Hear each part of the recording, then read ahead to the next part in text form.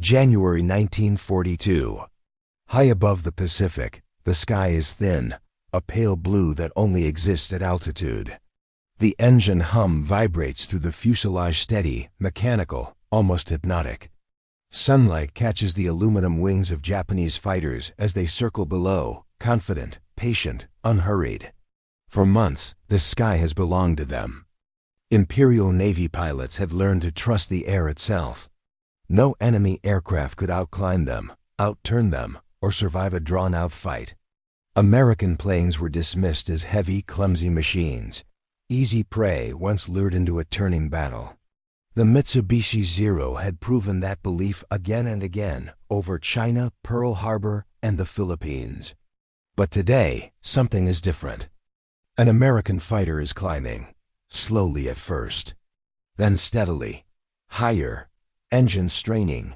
It closes the distance not horizontally, but vertically. The Japanese pilot pulls back on the stick, expecting the familiar advantage. The nose rises, but the enemy remains above. Escape is no longer a dive, it is upward. And for the first time, the sky no longer feels empty.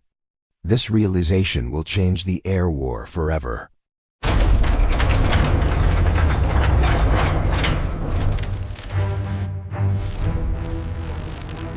Before the Pacific War erupted, Japanese naval aviation was unmatched in confidence. By 1941, the Imperial Navy had spent decades refining an air doctrine built on skill, reach, and aggressive initiative. Pilots were not mass-produced. They were selected, trained, and tested through a brutal system valuing instinct, endurance, and mastery of the aircraft. This system had been tested long before American pilots ever saw it. Over China, beginning in 1937, Japanese carrier and land-based air units gained years of uninterrupted combat experience. Dogfighting skills were honed in real battles, not classrooms. Pilots learned to read the sky, sense energy loss, and draw opponents into fatal turns. By the time Europe was already at war, Japan's naval aviators were veterans. At the center of this confidence stood the Mitsubishi A6M Zero. The Zero was not a balanced aircraft, it was a weapon of supremacy. Its designers sacrificed armor and self-sealing fuel tanks to reduce weight, delivering exceptional range, climb, and maneuverability. At low and medium altitudes, it could outturn nearly any Allied fighter. It could escort bombers across distances others thought impossible. When Japanese carriers crossed the Pacific toward Pearl Harbor, they did so with absolute faith in both men and machine. That faith was rewarded. Aircraft were destroyed on the ground. Survivors who rose in the air found themselves outmatched. P-40s and F-4FS struggled to compete. Early victories reinforced every assumption. In the Philippines, Japanese air units dismantled American resistance in weeks. Over Malaya and the Dutch East Indies, Allied aircraft were swept aside. Japanese pilots dictated when and how combat occurred, climbing above enemies, attacking from superior positions, and disengaging at will. Losses were light, victories decisive. This shaped belief. American fighters were seen not merely as inferior, but as flawed machines. Japanese reports described them as overbuilt, sluggish, dependent on brute force rather than finesse. The doctrine seemed invincible. If an American pilot fought, he would die. If he ran, he would be chased down. Yet beneath the dominance lay a dangerous rigidity. Japanese doctrine prized duels. Victory was measured in aerial skill, not survival. Aircraft were designed to win fights immediately, not endure prolonged war. Training pipelines were narrow. Losses were acceptable so long as victory came quickly. And in early 1942, victory still seemed inevitable. Across the Pacific, however, American planners quietly studied these defeats. They were learning which battles to avoid and which advantages could be created, not in turns, but in the climb. The shock of early defeat did not destroy American air power, it reshaped it. In the weeks after Pearl Harbor, U.S. commanders faced an uncomfortable truth. In traditional dogfights, their pilots were outmatched. American aircraft were heavier, less agile, burdened with armor that Zeros did not carry. Trying to outturn a Zero was not bravery, it was suicide. So the lesson was learned quickly, without illusion. Pilots were instructed to survive first, strike second. Combat reports were analyzed line by line. Every engagement revealed one pattern. The Zero's dominance depended on the enemy accepting its terms. The response was not to copy Japanese design, but to reject it. American engineers had already chosen a different path. Their aircraft protected the pilot, absorbed damage, and returned home. Self-sealing fuel tanks and armor added weight, but allowed pilots to live and fight another day. Early in the war, this looked like a weakness. By mid-1942, it became an advantage. The P-40 Warhawk, deployed in China and the Philippines, could not match the Zero in a turn. But it could dive faster, survive hits, and retain energy when flown correctly. American volunteers under Claire Chennault had demonstrated this. Avoid turning battles. Strike from altitude. Use speed as a weapon. Wildcats learned the same lessons. Less agile, but durable, they mastered teamwork and the thatch weave, turning the Zero's strength against it. Survival rates improved. Japanese losses, once minimal, began to climb. Behind the lines, something more fundamental was happening. American industry churned. Factories operated around the clock. Training programs shifted from elite refinement to scalable competence. Pilots were rotated, lessons preserved, tactics standardized. New fighters, like the twin-engine, turbocharged P-38 Lightning, arrived with the ability to climb higher, fight longer, and challenge Japanese assumptions. Altitude became more than incidental, it became a weapon. The Japanese, confident and experienced, would soon discover that the freedom of the sky could be contested, and that mastery of the climb could decide life or death. The Pacific Air War did not change along a single line. Each shift reinforced the others, tightening the space in which Japanese pilots could operate freely. Japanese pilots were elite.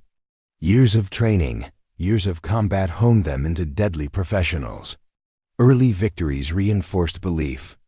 American air power took a different approach. Fast, scalable training with rotation and feedback. Survivors returned, lessons multiplied, and mistakes were corrected on the ground. Japanese experience began to drain replacements, arrived with fewer hours, fewer mentors.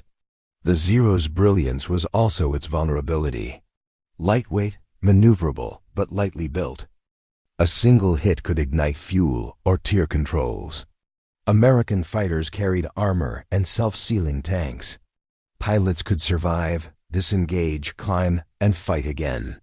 Over time, survivability became dominance. American pilots avoided turning engagements. Dive, strike, climb altitude became stored energy, speed became defense. Japanese pilots, trained for duels, struggled to adapt. Every upward climb cost fuel, speed, and position. The sky was no longer a stage for skill alone, it was a system. Early reports spoke of contempt for American aircraft. Later reports spoke of caution. The myth of invincibility began to erode. The enemy was persistent, resilient, and difficult to finish. Confidence, once absolute, was no longer guaranteed. Japanese doctrine emphasized decisive battle, not adaptation. Flexibility was limited because it was assumed unnecessary. As American tactics evolved, Japanese leadership struggled. Aircraft improvements focused on maneuverability over protection. Pilots were sent into combat with fewer hours and outdated assumptions. American commanders encouraged innovation. Squadrons revised tactics based on combat experience.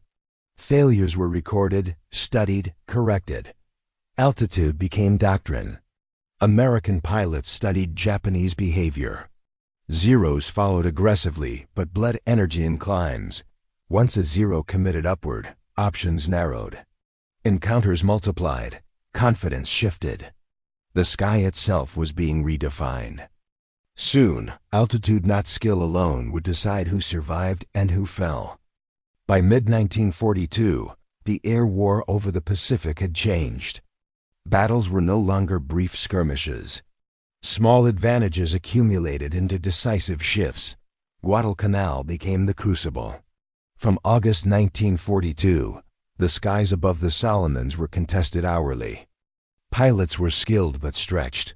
Fuel was tight, fatigue high. Every climb mattered.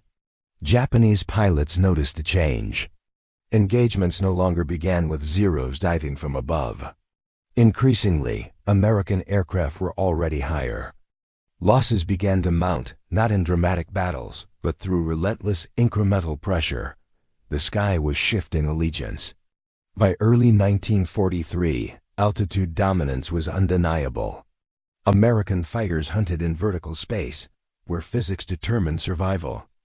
Wildcat pilots used dive and climb tactics to deadly effect. Zeros, agile but lightly built, became vulnerable once pulled into prolonged climbs. Veterans fell. Survivors returned with caution and fear. By late 1943, Japanese pilot losses exceeded what training systems could replace. Hours in the air mattered more than ever, and each casualty eroded combat effectiveness. Aircraft losses followed the same pattern. Zeros remained agile, but light construction meant one hit often ended the fight. Pilots, not just machines, were irreplaceable. American pilots survived at higher rates. Aircraft returned for repair. Knowledge was preserved. Altitude dominance became systemic, not incidental. Confidence eroded. Vertical escape, once instinctive, became uncertain. Morale thinned. Aggression remained, but precision and control were gone. By 1944, American aircraft dominated most fronts. The climb, once a Japanese advantage, was theirs. Air superiority reshaped strategy. Bombers operated with increasing freedom. Naval forces moved under reliable cover, and Allied attacks compounded the next operation's success. Japanese attempts at adaptation came too late. Fuel shortages, inexperienced pilots, and structural limitations made recovery impossible. The war of maneuver became a war of survival. American airmen, trusting machines, training in altitude, gained quiet dominance. The sky had changed allegiance. The outcome of the Pacific War had shifted toward inevitability.